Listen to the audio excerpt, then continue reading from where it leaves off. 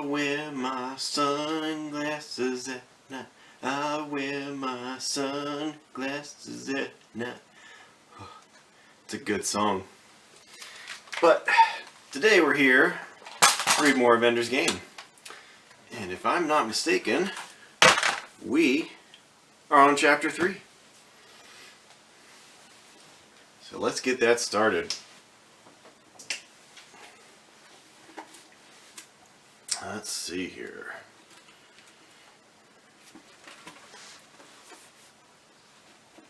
Put on my spectacles.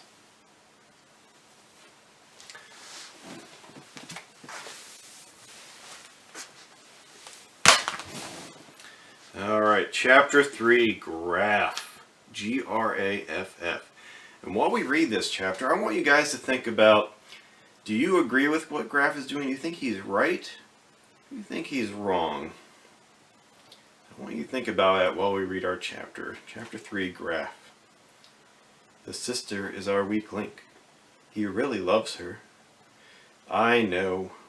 She can undo it all from the start. He won't want to leave her.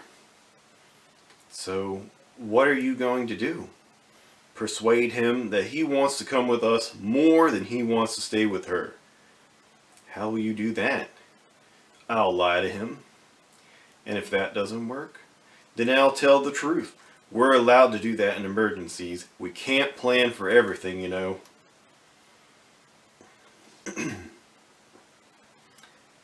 Ender wasn't very hungry during breakfast. He kept wondering what it would be like at school. Facing Stilson after yesterday's fight. What Stilson's friends would do. Probably nothing. But he couldn't be sure. He didn't want to go. You're not eating, Andrew, his mother said. Peter came into the room. Morning, Ender. Thanks for leaving your slimy washcloth in the middle of the shower. Just for you, Ender murmured. Andrew, you have to eat. Ender held out his wrists, a gesture that said, so feed it to me through a needle. Very funny, Mother said. I try to be concerned, but it makes no difference to my genius children. It was your genes that made us geniuses, Mom, said Peter. We sure didn't get any from Dad. I heard that, Father said, not looking up from the news that was being displayed on the table while he ate. It would have been wasted if you hadn't. The table beeped. Someone was at the door. Who is it? Mother asked.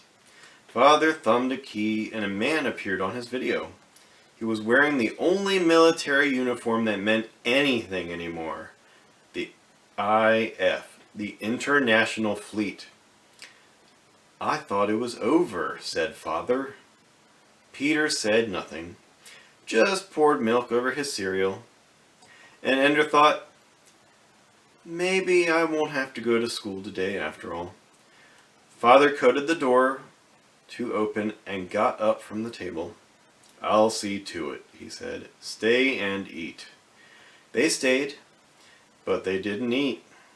A few moments later, Father came back into the room and beckoned to Mother. You're in deep poo, said Peter.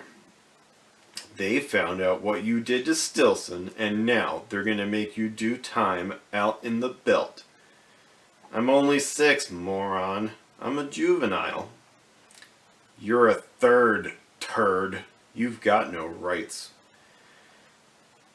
Valentine came in, her hair in a sleepy halo around her face. Where's Mom and Dad?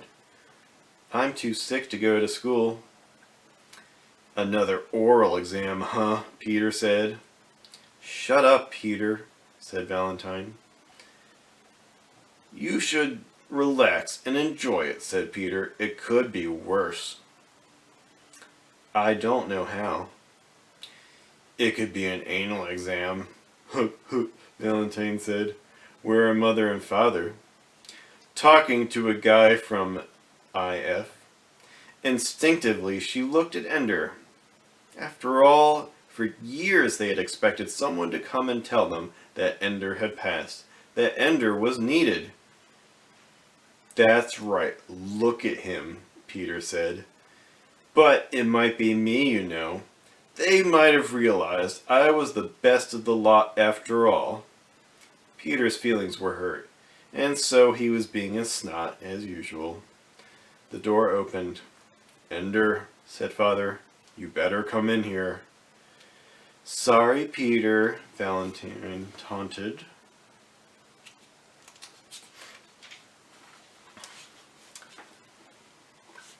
Father glowered. Children, this is no laughing matter. Ender followed Father into the parlor. The International Fleet officer rose to his feet when they entered, but he did not extend a hand to Ender. Mother was twisting her wedding band on her finger. Andrew, she said, I never thought you were the kind to get in a fight. The Stilson boy is in the hospital, Father said. You really did a number on him with your shoe, Ender. That wasn't exactly fair. Ender shook his head. He had expected someone from the school to come about Stilson, not an officer of the fleet. This was more serious than he had thought. And yet he couldn't think what else he could have done. Do you have any explanation for your behavior, young man? Asked the officer. Ender shook his head again. He didn't know what to say, and he was afraid to reveal himself to be any more monstrous than his actions had made him out to be. I'll take it. Whatever the punishment is, he thought, let's get it over with. We are willing to consider extenuating circumstances, the officer said, but I must tell you, it doesn't look good. Kicking him in the groin, kicking him repeatedly in the face and body when he was down, it sounds like you really enjoyed it. I didn't, Ender whispered. Then why did you do it? He had his gang there, Ender said. So? This excuses anything? No. Tell me why you kept on kicking him. You already won. Knocking him down won the first fight. I wanted to win all the next ones too, right then, so they'd leave me alone. Ender couldn't help it. He was too afraid, too ashamed of his own acts. Though he tried not to, he cried again. Ender did not like to cry, and rarely did. Now, in less than a day, he had done it 3 times, and each time was worse. To cry in front of his mother and father and this military man, that was shameful. You took away the monitor, Ender said. I had to take care of it myself, didn't I? Ender, you should have asked a grown-up for help, Father began. But the officer stood up and stepped across the room to Ender. He held out his hand. My name is Graff, Ender. Colonel Hiram Graff. I'm Director of Primary Training at Battle School in the Belt, and I've come to invite you to enter the school. After all. But the monitor. The final step in your testing was to see what would happen if the monitor comes off. We don't always do it that way, but in your case. And I passed? Mother was incredulous. Putting the Stilson boy in the hospital. What would you have done if Andrew had killed him? Given a medal? It isn't what he did, Mrs. Wiggin. It's why. Colonel Graff handed her a folder full of papers. Here are the requisitions. Your son has been cleared by the IF Selective Service. Of course, we already have your consent, granted in writing at the time of conception was confirmed. Or, he could not have been born. He has been ours from then, if he qualified.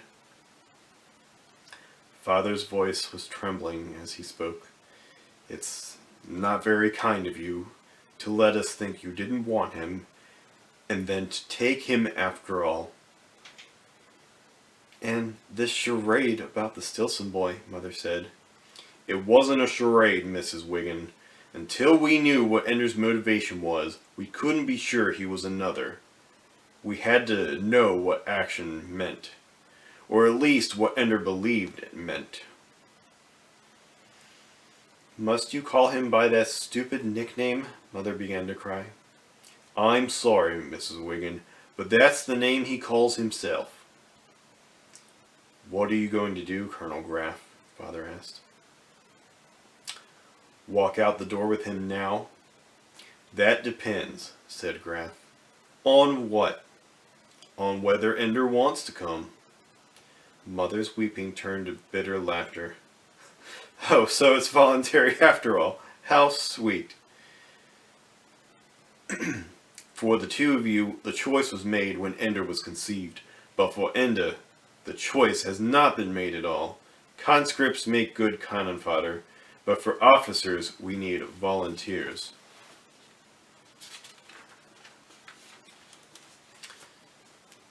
Officers? Ender asked. At the sound of his voice, the others fell silent. Yes, said Graff. Battle school is for training future Starfleet captains and commodores of flotillas and admirals of the fleet. Let's not have any deception here, Father said angrily. How many of the boys at battle school actually end up in command of ships?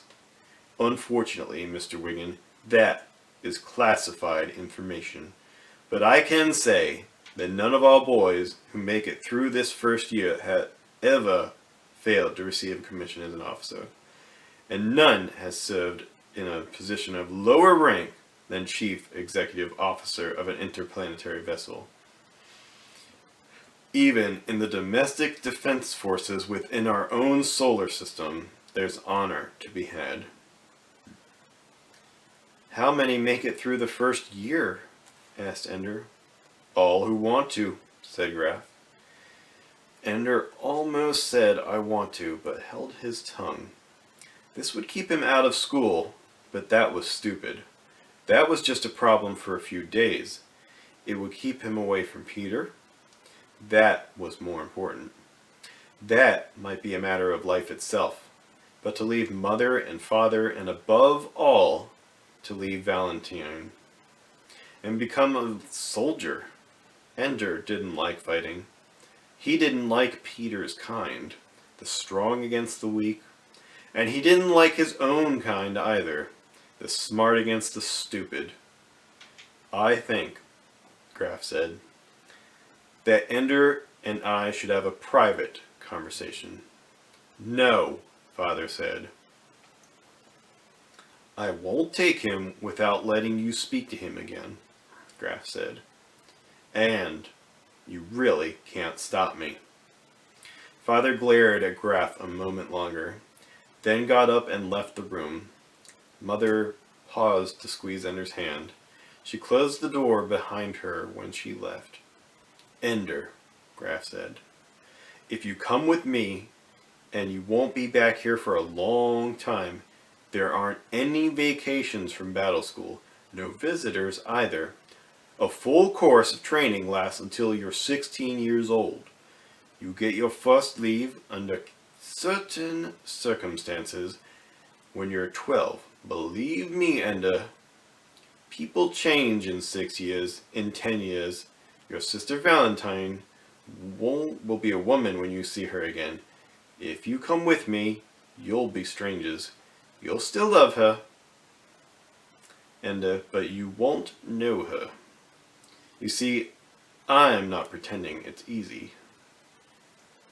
Mom and Daddy, I know you, Ender. We've been watching this monitor disc for some time. You won't miss your mother and father. Not much. Not for long. And they won't miss you either. Tears came to Ender's eyes, in spite of himself. He turned his face away, but would not reach up to wipe them. They do love you, Ender. But you have to understand that your life has cost them. They were born religious, you know. Your father was baptized in the name of John Paul, and he was Catholic, the seventh of 9 children. 9 children. That was unthinkable. Criminal. Yes, well, people do strange things for religion. You know the sanctions, and they were not as harsh then, but still not easy. Only the first two children had a free education. Taxes steadily rose with each new child. Your father turned 16 and invoked the Non-Complying Families Act to separate himself from his family. He changed his name, renounced his religion, and vowed never to have more than the allotted 2 children. He meant it. All the shame and persecution he went through as a child, he vowed no child of his would go through it. Do you understand? He didn't want me? Well, no one wants a third anymore. You can't expect them to be glad. But your father and mother are a special case. They both renounced their religions. Your mother was a Mormon, but in fact their feelings are still ambiguous. Do you know what ambiguous means? They feel both ways. They are ashamed of having come from non-compliant families. They conceal it to the degree that your mother refuses to admit to anyone she was born in Utah, lest they suspect. Your father denies his Polish ancestry, since Poland is still a non-compliant nation, and under international sanction because of it. So, you see, having a third, even under the government's direct instructions, undoes everything they've been trying to do. So we're almost out of time. We're going to finish up the next couple pages and then we're going to stop. I know that. But it's more complicated than that. Your father named you legitimate saints' names. In fact, he baptized all 3 you himself. As soon as he got you home after you were born, and your mother objected, they quarreled over it each time, not because she didn't want you baptized, but because she didn't want you baptized Catholic. They haven't really given up their religion. They look at you and see you as a badge of pride, because they were able to circumvent the law and have a third. But you're also a badge of cowardice, because they dare not go further and practice the non-compliance they still feel is right. And you're a badge of public shame, because at every step you interfere with their efforts to assimilate into normal, complying society. How can you know all this? We monitored your brother and sister, and you'd be amazed at how sensitive the instruments are. We were connected directly into your brain. We heard all that you heard, and whether you were listening carefully or not, whether you understood or not, we understand. So, my parents love me and don't love me? They love you. The question is whether they want you here. Your presence in this house is a constant disruption, a source of tension. Do you understand? I'm not the one who causes tension. Not anything you do, Enda. Your life itself. Your brother hates you because you're living proof that he wasn't good enough. Your parents resent you because of all the past they are trying to evade. Valentine loves me with all her heart, completely, unstintingly. She's devoted to you, and you adore her. I told you it wouldn't be easy. What is it like there? Hard work, studies, just like school here. Except we put you into mathematics and computers much more heavily. Military history, strategy and tactics, and above all, the battle room. What's that? War games. All the boys are organized into armies. Day after day, in zero gravity, there are mock battles. Nobody gets hurt. But winning and losing matter. Everybody starts as a common soldier, taking orders. Older boys are your officers, and it's their duty to train you and command you in battle, more than I can't tell you. It's like playing buggers and astronauts, except you have weapons that work, and fellow soldiers fighting beside you. And your whole future and the future of human race depends on how well you learn, how well you fight.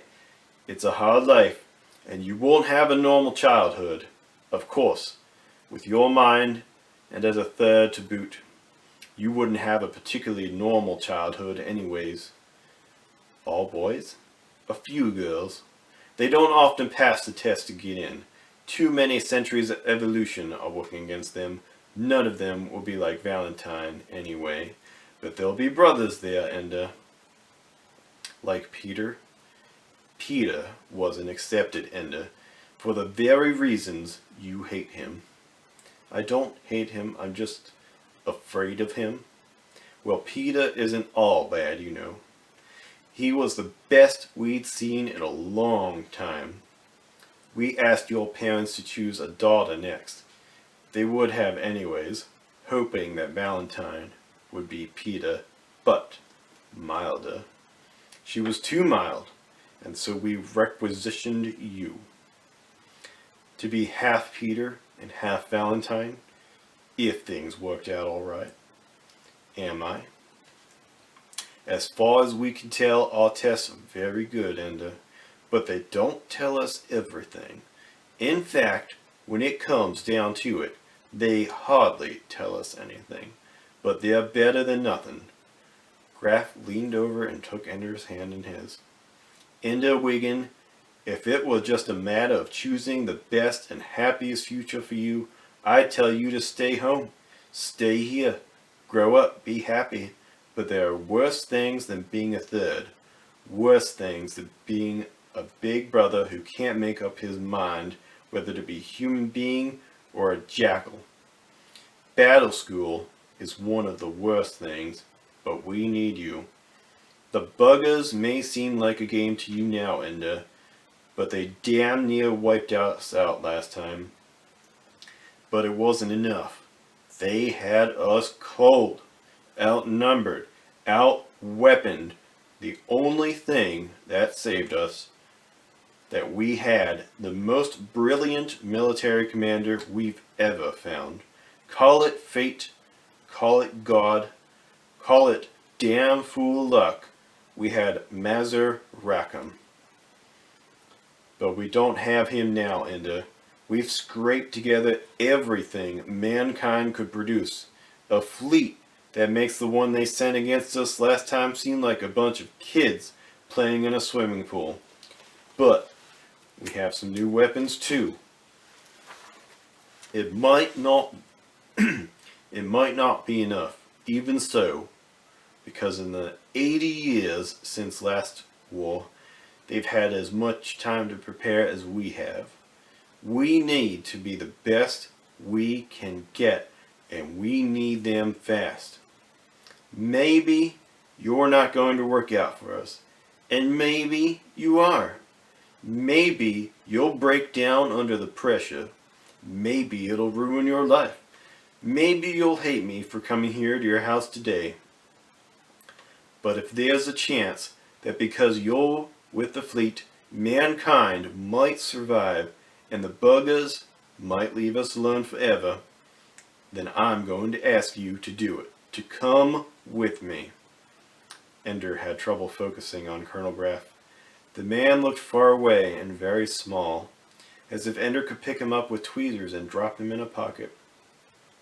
To leave everything here, and to go to a place that was very hard, with no Valentine, no mom, no dad.